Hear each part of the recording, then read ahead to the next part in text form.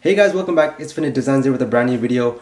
Today we're going to be talking about a new channel that I'm going to be launching, and I just launched it, but look out for a video on that. And the reason why I'm doing a switch is because I want to separate my design content from my cinematic videos and travel films, because I know that most of the people that subscribe to VinitDesigns came because of the design content and tutorials. And I want to keep that going on this channel. I don't want to stop creating content and keep sharing design related content for my viewers. Now I will continue to do cinematic videos and travel films and possibly vlogs kind of like this, but it will be on a different channel, and I will leave that link in the description, so make sure to subscribe on that and also hit that notification button so that you don't miss out on future updates and videos. So if you guys have missed design tutorials, keep an eye out because I will have one up shortly, hopefully if I have time, just because I've been working every day.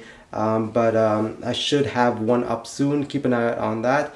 And make sure to follow my Instagram. I have two now. So one is basically for my photography and videography, and then the other one is VinitDesigns, the one that you may have heard of, and that's for my design content, obviously.